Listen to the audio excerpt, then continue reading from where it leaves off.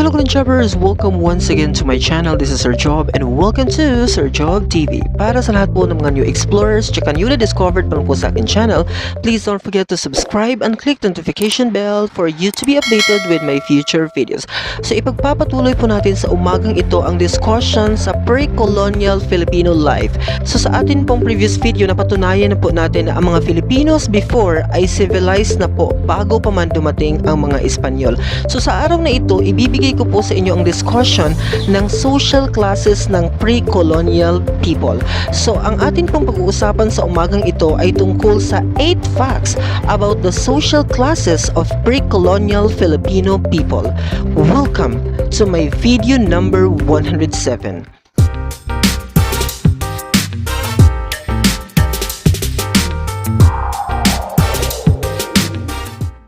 So good morning once again Golden Chappers. Today is April 8, 2021 and today is a Thursday. Pero patuloy pa rin tayong magbibigay sa inyo ng meaningful discussion here sa aking YouTube channel.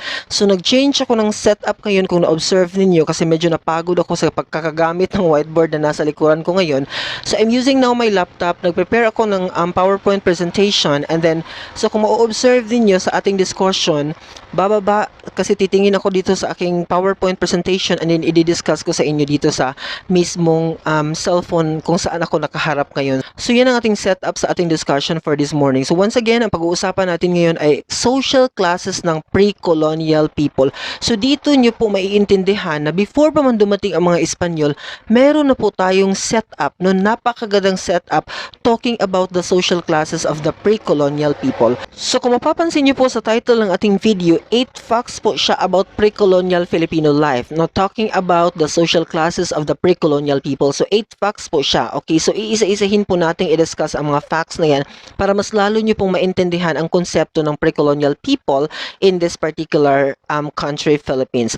So number 1 po na pag-uusapan natin, isang idea po ni William Henry Scott of 1994, which is sabi niya, meron daw 4 na uri or the 4 types of social organizations in the islands, okay, prior to the coming of the Spaniards and the Spanish contact were okay, 4 po, sabi ni Henry Scott, ang social organizations. So, una pong classification ay tinatawag po na classless society. Okay, na kung saan napabilang dito ang mga hanunuo, ilongot, teruray, sulod, at saka batak. Okay, so yun po ang composition niya. At ikalawa naman po, according to Henry Scott, meron naman pong tinatawag na warrior societies. Okay, so sino-sino ang nasa warrior societies? Sila po ang mga Manobo, Obagusan, and Cotabato. And of course, part din po dito ang Mandaya, Bagobo, and Kalinga. So sila po ang part sa tinatawag nating warrior societies. Okay, ang pangatlo po ay ang mga petty plutocracies. Okay, na kung saan napabilang dito ang mga Ifugao, Buntok, Kankanay, and Ibaloy. Okay, so yun po ang mga petty plutocracies. Okay, pang-apat po, according to Henry Scott, meron pong tinatawag na principalities. Okay, na kung saan napabilang dito ang Sulu and floodplains of Pulangi River, Cotabato. So yun po ang 4 na social organizations according to William Henry Scott of 1994. Again, balikan natin, we have the classless society, the warrior societies, the petty plutocracies, and of course, the principalities. Okay, yan po. So, pangalawa po sa 8 facts ng pre-colonial social classes, we have the rest of the Philippine society was divided into 3 classes. Ito naman po ang another version, no? Pag pinag-uusapan natin ang social classes ng pre-colonial period. Okay, meaning to say, according to the second facts, okay, mayroong 3 division po ang social classes ng pre-colonial people. Ito po ang tinatawag nating the nobles, the freemen, and of course, the dependents. Okay, so stratification of the social classes was not absolute. Highlight natin yung statement na these social classes was not absolute, meaning to say, anybody can move from one group to another, meaning to say, there is social mobility to be considered. Okay, kaya mong baguhin ang status mo in a society. Just like what is happening right now in our country, mahirap kang ipinanganak but you have the capacity, no, na ma-improve, na mapunta ka sa middle class or even to the upper portion of the stratification. So yun po ang composition niya.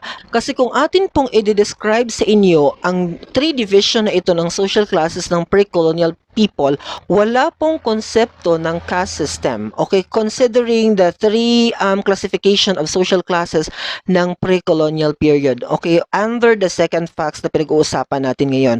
Okay, let's define kasi meron tayong tatlong division, di ba? We have the nobles, the freemen, and of course, the dependents. So ano-ano ang mga ito at dapat ating maintindihan. A noble could fall into the level of slavery, okay, while a slave could rise to freedom. So meaning to say, because mayroong social mobility, ang isang noble na ipinanganak, pwede siyang maging slave, no? Kung hindi niya ma-manage ang kanyang finances, for example, or the status in the society. So pwede siyang maging slave. Vice versa naman po, si slave, pwede din po siyang umangat sa freeman. Meaning to say, pwede siyang umangat sa second or sa middle class in the society. So something like that. Okay? So open po for changes ang statuses nila during those particular period.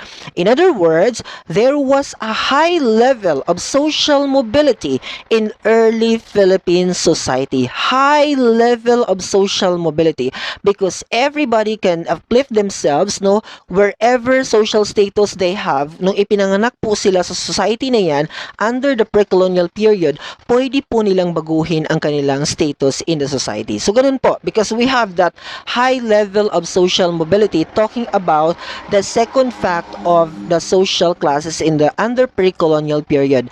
So pangatlo pong pag-uusapan natin under the 8 facts, we have the nobles consisting of chiefs and their families enjoyed great political and social rights in the barangays. So kung i-define natin ang status ng mga nobles before, okay, because sila po yung talagang merong influence talking about the political aspects of the existence of the pre-colonial people.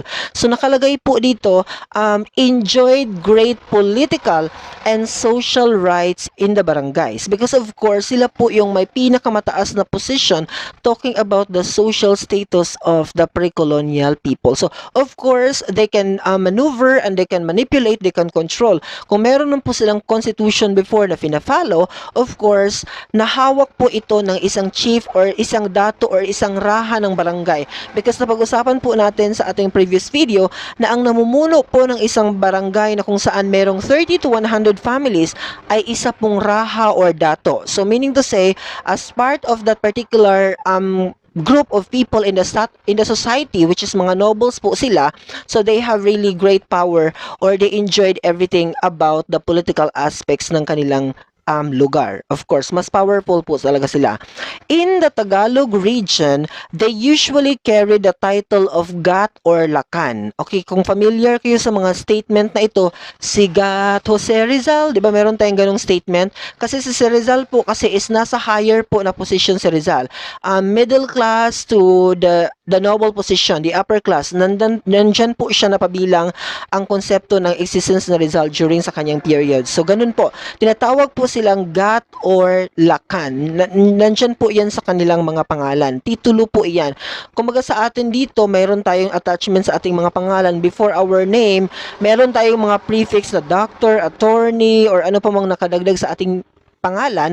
So, ganun din po ang konsepto nila before. Meron silang tinatawag na Gat or Lakan. So, meaning to say, pag nandyan yan sa pangalan mo, social classes, no, ang pinag-uusapan natin, meaning to say, nandoon ka na pabilang sa noble class in the society or nandyan ka sa upper class of the society na papabilang. So, ganun po ang konsepto. Ganun po kadaling maintindihan. So, pang-apat na pag-uusapan natin sa umagang ito is the concept of next to the nobles. Okay, where the freemen. So after the nobles that we're talking, meron pong konsepto ng freemen or tinatawag po silang maharlika by the Tagalog people, and of course, tinatawag din po silang mga timawa sa Visayan's version. So ganun po. Panglimang pag-uusapan po natin is sila po yung mga dependents, okay? Occupying the lowest stratum were dependents, okay? Or tinatawag po silang mga alipin by the Tagalog. So yun po talaga ang tawag nila para even before, mga alipin po sila from the Tagalog region. And of course, tinatawag po silang ulipon ng mga Bisaya. Okay, di ba? Common sa atin yan, ulipon. Here sa ating vernacular, sa Bisaya. Okay? And of course, tinatawag silang adipon by the Ilocanos. Adipon by the Ilocanos, ulipon sa mga Bisayans, and of course, alipin po ang tawag nila sa Tagalog region. Pero same lang po ang kanilang function. So, we're talking about the dependents right now. So, di ba sabi ko sa inyo kanina, merong tatlong classification ang social classes ng pre-colonial people. Meron tayong tinatawag na the nobles, the freemen, and of course, the dependents. So, ito po sila, yung mga dependents natin. Okay, alipin, olipon, adipon, same lang po ang kanilang function in the society. Talking about the pre-colonial period. Okay, number 6 na pag-uusapan natin is tungkol sa among the ancient Tagalogs, okay, two kinds of dependents existed. Okay, so pag sinasabi nating dependents po, may dalawang uri po ang mga dependents na nag-i-exist during those particular period of our history. Okay, talking about pre-colonial period. So meron po tayong first is ang tinatawag nating sikat po ito at alam kong lahat po ay nakaka-familiar nito. Tinatawag po natin silang the aliping na mamahay. So, sino ang mga aliping na mamahay? Who were essentially serfs, okay? Rather than slaves. Kaiba po siya. Medyo nakakaangat po siya sa konsepto ng mga slaves here in the Philippines. Bakit nga ba? Because they had their own property, okay? So, meaning to say, meron silang amo. They are serving for a certain master. Pero, ang kaibahan is meron po silang own property. Okay, lived in their houses, meaning to say, nakatira sila sa sarili nilang bahay. Pag sinabi nating aliping na mamahay, nakatira sila sa sarili nilang bahay. Okay, could marry without the master's consent, meaning to say they have that opportunity or they have the right not to marry someone even hindi po sila binibigyan ng consent ng kanilang master kung saan po sila nagsisilbi. Okay, kasi hindi naman po talaga sila nakatira sa kanilang mismong master. Okay, nakatira po sila sa kanilang mismong bahay. Ganun po ang konsepto ng aliping na mamahay. Could marry without the master's consent and could not be sold.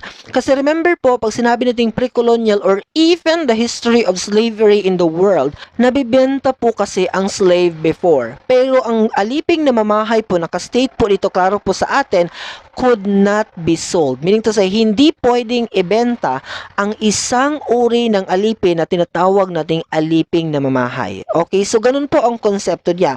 I hope you could be able to understand the concept or the function of this particular slave. Okay, the second one, under dependence, kasi dalawang uri po siya. So pag sinabi nating aliping na mamahay, yun po ang description niya. Kaiba naman po ang tinatawag nating aliping sa gigilid. Hindi po siya saging gilid ha, as what the version of others. Aliping sa gigilid. Okay. Pag sinabi kong aliping sa gigilid, the real dependents or slaves, ito po talaga yung always nating nakikita or how we constructively imagine the kind of role ng isang slave. Okay, the real dependents or slaves po talaga ang konsepto ng aliping sa gigilid. Bakit po? Because wala po silang sariling bahay. Nakalagay po dito, who owned no property. Okay, so meaning to say, wala po silang sariling bahay, wala po silang property. Lived in their master's houses. So, nakatira po sila sa mismong bahay ng master na kung saan po sila nagsisilbi. Yun po ang konsepto ng tinatawag nating aliping sa gigilid. Could not marry. Kung kanina, pwede siyang mag-asawa kahit walang consent ng kanyang master. Pero sa aliping sa gigilid po, could not marry without the master's consent. Okay, so kailangan po ng patnugot ng master mo na kung saan kung gusto mo nang magkaroon ng partner in life. So pag sabi ng master mo, hindi ka pwedeng mag-asawa, you have no choice but to follow your master.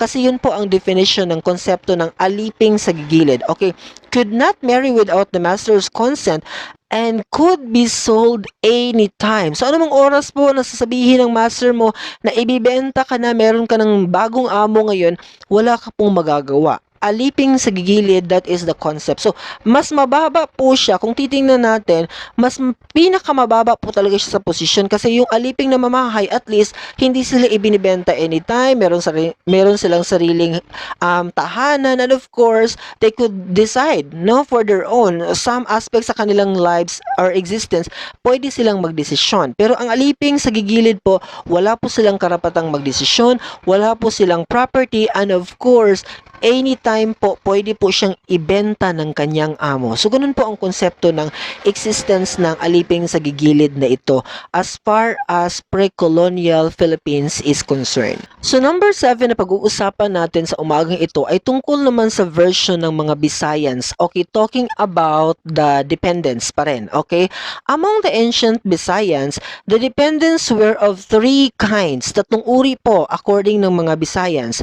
Ano-ano ang mga grupong ito? First ay tinatawag nilang tumataban. Okay, ang tumataban po who worked in the master's house when summoned to do so. Meaning to say, para siyang on-call na services sa ating generation ngayon. So pag tinawag ka or may letter kang natanggap na papupuntahin ka ng amo mo or ng master mo maipapagawa sa iyo, that's the time you have to go and to serve. Uri po ito ng mga slaves or uri po ito ng mga dependents according to the version of the Visayans. Okay, talking about. So, ang tawag po sa kanila ay mga tumataban. Okay?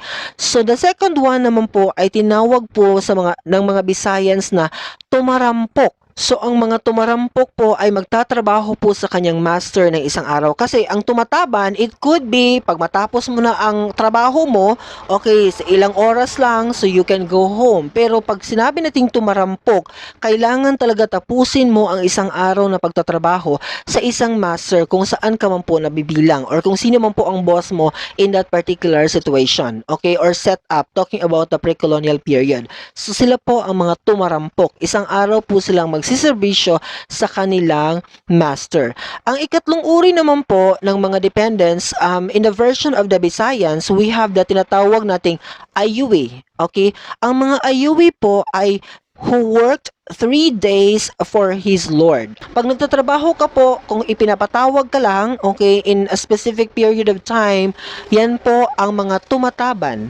Pero pag isang araw po ang isaservisyo mo sa pagpatawag sa iyo ng boss mo, yan po ang mga tumarampok. Okay? Pero pag 3 araw naman po ang duty mo sa iyong amo, kayo po ay mga tinatawag na ayuwi. Okay, so ganun po ang konsepto ng mga Visayans or how they defined the dependence during those particular period of time. Talking about the social classes of the pre-colonial period. Okay, so a while ago, we are talking about the dependents or the different kinds of slaves at kung paano po sila mag-serve ng kanilang mga masters.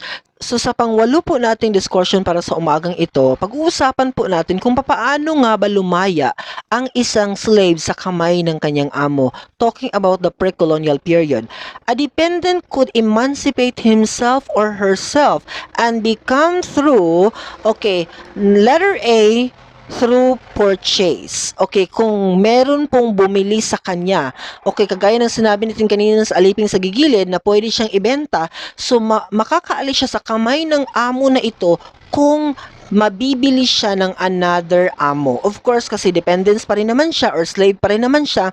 So, yung bumili sa kanya, magiging slave pa rin siya sa next na boss or sa next na master na kung saan bumili sa kanya. So, ganun po ang konsepto.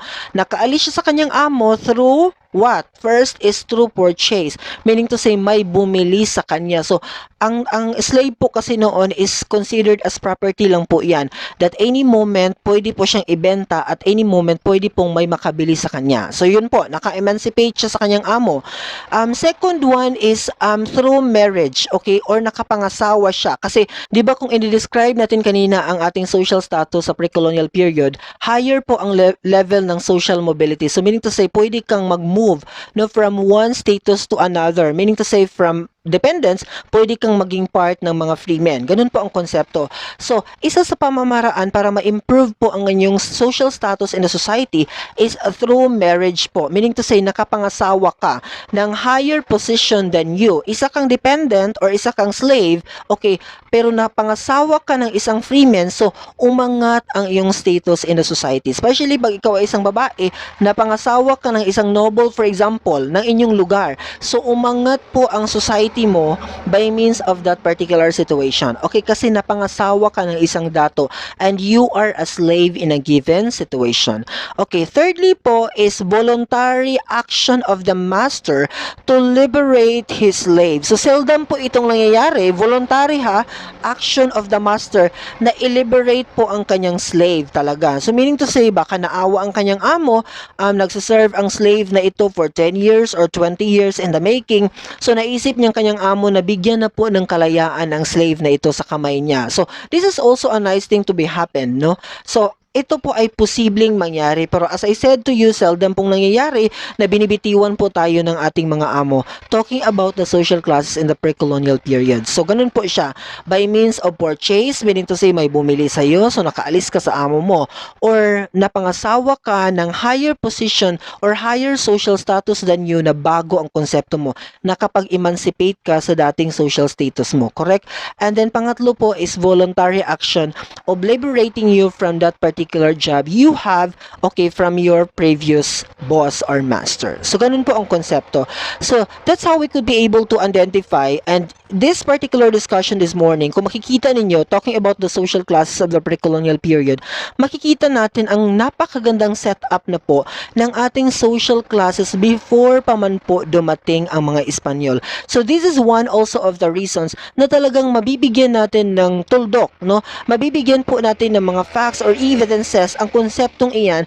Claim po ng mga Filipinos talaga na we are already civilized prior to the coming of the Spaniards. Napatunayan na po natin sa video 106 ng aking YouTube channel. So ngayon, mas lalo pa natin talagang natuldukan ng issue na yan, na before pa man po dumating ang any invaders here in our country, naging civilized na po talaga ang bansang Pilipinas bago pa man po dumating, especially talking about the existence of the Spaniards here in our country. So that will be all for this morning. I hope you learned something from this video, and I hope that you will share this video to your friends and to anybody else that you think na ngailangan ng video na ito. Asahan niyo po that Sir Job TV will continue to discuss more meaningful discussions, especially in the world of social sciences. Thank you once again for watching. Bye-bye!